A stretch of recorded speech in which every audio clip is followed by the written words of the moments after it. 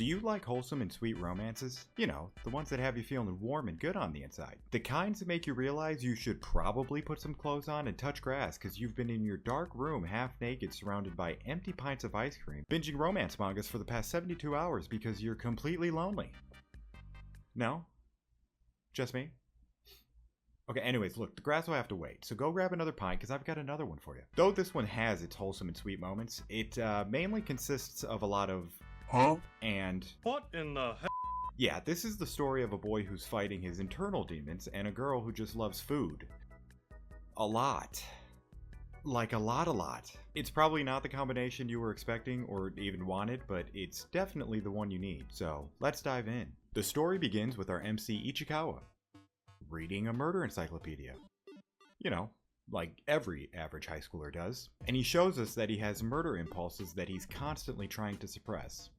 Huh, I wonder what's influencing him to want to do that so much. Who knows? Anyways, Ichikawa then tells us who he wants to kill the most, which is our other MC, Yamada. He then goes into detail as to why he'd love to murder her so much, saying how he wonders what plunging a knife into her skin would feel like. You know, look, I know, we're starting off hot, but trust me, it gets better.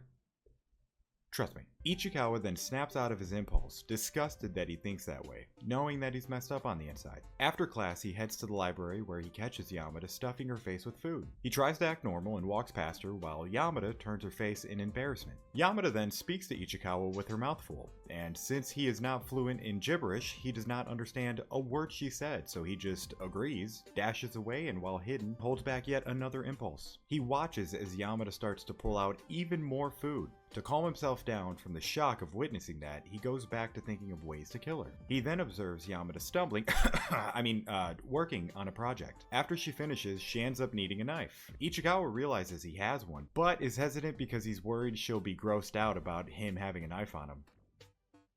Yeah, that's what he's worried about. The knife.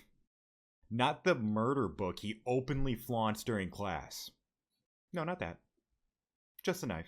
As he's hesitating though, Yamada decides to literally take it into her own hands, and is obviously not doing so great, so Ichikawa accidentally blows his cover and offers her the knife, which she gladly accepts. Ichikawa then darts away flustered, and is now worried he's possibly been charmed by Yamada. The bell rings, and in a hurry, Yamada puts the knife in her pencil case and starts heading back to class while looking pretty nervous, which makes perfectly good sense being that she's carrying a knife on her, right? Wrong. It's simply because she just didn't want to get caught in 4K stuffing her face in the library, which is what Ichikawa didn't realize while chasing after her. Yamada spots him and gives him the rest of her chips, which immediately makes Ichikawa incredibly flustered and shocked to be receiving such an amazing gift. Oh, wait. Oh, never mind. She's just given him the bag to throw out. Better luck next time, man. The next day starts out with Ichikawa having thoughts that every high schooler has when he notices that his knife's been returned. The teacher then announces that it's time to present everyone's projects, which has Ichikawa recalling back to the last chapter when Yamada was putting her all into that project. Unfortunately, all that hard work went down the drain because Yamada's friends ended up making one instead because hers was terrible, which is fair. Ichikawa overhears that and immediately internally executes her, which is also fair. And yes, that's horrible, but I know each and every one of us were internally giving the head nod of approval for that one.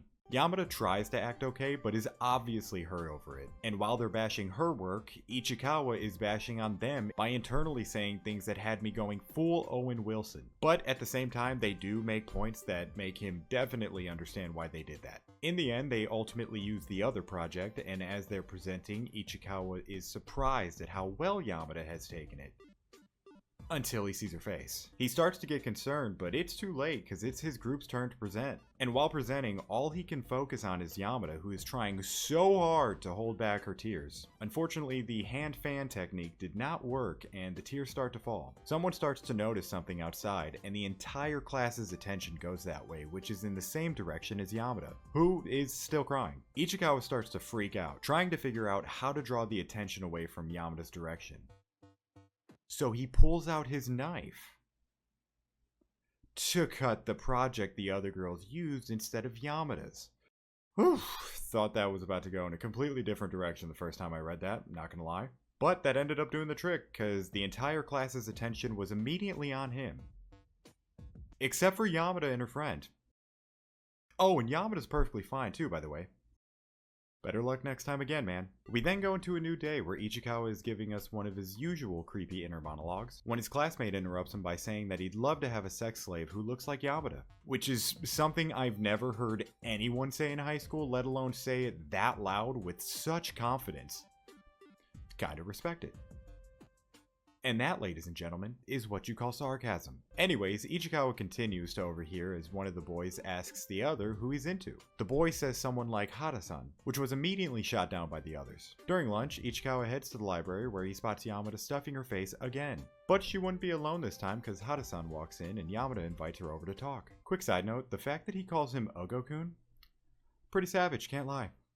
So moving on, Yamada offers Hada-san some of her snacks, but she politely declines because she's on a diet. Yamada then says she's on one too, which Ichikawa calls BS on. And then the conversation starts to take a heavy nosedive due to Yamada having zero awareness, pretty much saying that she has a stress-free life because she can eat whatever she wants, whenever. Sadly, that's not the same for Hada-san, and so the mood gets pretty bad pretty quick. Thankfully, Ugo-kun comes in and saves the day and starts to talk with Hada-san. Ichikawa gets curious about what Ugo-kun plans on saying to her, but sparks might not be able to even start due to Yamada being the obvious third wheel. Ugo-kun adds on to their earlier conversation, pretty much saying that he's actually more into a bigger type of gal, obviously referring to Hada-san. But Yamada is not picking up what he's putting down, so she continues the conversation while her head's completely in the clouds. Yamada starts to zone out while Ugo-kun nervously goes into full rant mode about bigger women, Ichikawa just praying that Yamada can take the hint. Finally, she does, and as Ichikawa tries to internally coach her on how to get out of there, he makes a noise that gets all of their attention.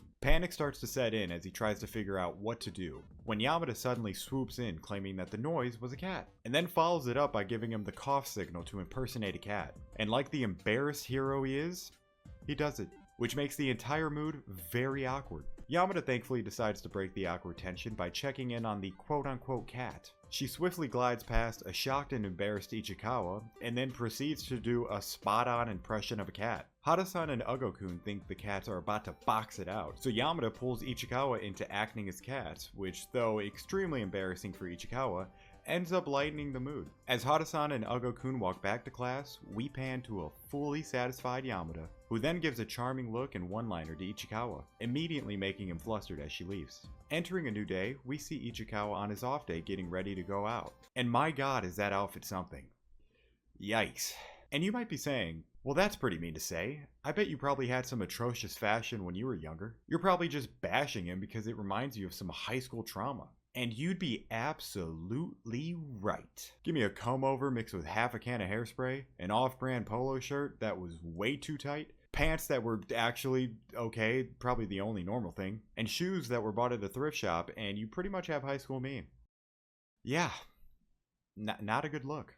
Anyways, back to the story. We see Ichikawa going to a bookstore. After buying some manga, he's about to head home when he remembers overhearing Yamada and her friends talking about how she's a model. So he decides to head into a store to find the magazine she's in. Once he finds it, he starts circling around the aisle as to not look conspicuous, while contemplating whether or not he should buy it. But he gets interrupted when he sees someone who looks like Yamada. After hiding and getting a better look, he realizes that it is actually Yamada. He watches as Yamada dabbles in some light stalking, but understands that what looks like stalking is actually just Yamada trying to make them recognize that she's the model from the magazine. Unfortunately, the nonchalantly getting in the way and aggressively staring tactic failed epically, to the point where both of the girls got uncomfortable and left. Then, from seeing some signed books, the light bulb dings in her head and she grabs a few of her magazines and waits around to sign them, which obviously gets shut down real quick. As a sad and defeated Yamada leaves, Ichikawa finally gives in to his temptation and buys the magazine. Once he's home, he wastes zero time opening that bad boy up. As soon as he finds Yamada, he's immediately in awe of her, stunned at the fact that she looks like a completely different person. He keeps looking at her until he realizes his flustered meter is about to bust, so he trashes it at the speed of light. He tries getting the lust and love feelings out of his head, but he loses that battle and decides to use that magazine one more time.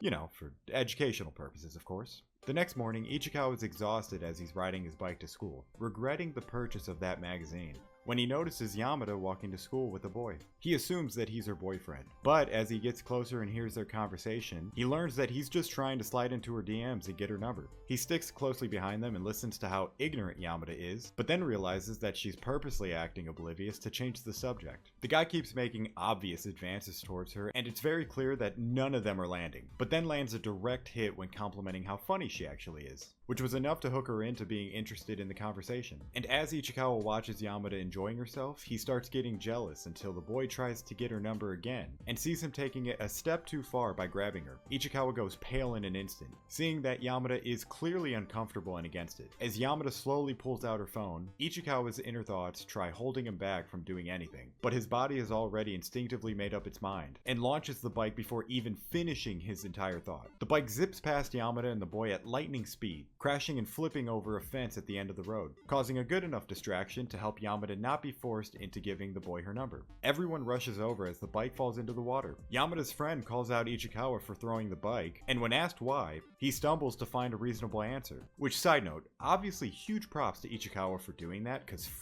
that guy. But can we take a second to process this? And by this, I mean him launching his bike like 30 yards at the speed of light, while it stays perfectly on course. Like, do you understand how impressive that is? The Rock couldn't even do that. I just had to point that out, because no one praises him for doing that in the story, so I'm doing that now. Side note done. Anyways, as Yamada's friend is grilling him, Yamada compliments him for being funny, which makes him flustered yet again. And that is where I'm going to leave it. I hope you all enjoyed that story. If you did and wanted to read more, this is the name of the manga. And below that is the name of the mangaka. As well as if you wanted to show support for them, I have a link in the description that allows you to do that. Oh, and if you have any mangas that you've enjoyed and would want other people to check out, throw it in the comments and you might see it in a future video. Lastly, if you did enjoy the video, and yes, I'm about to sound like your typical YouTuber from 2015, but absolutely slap that like button and demolish that notification bell. That is all. Goodbye.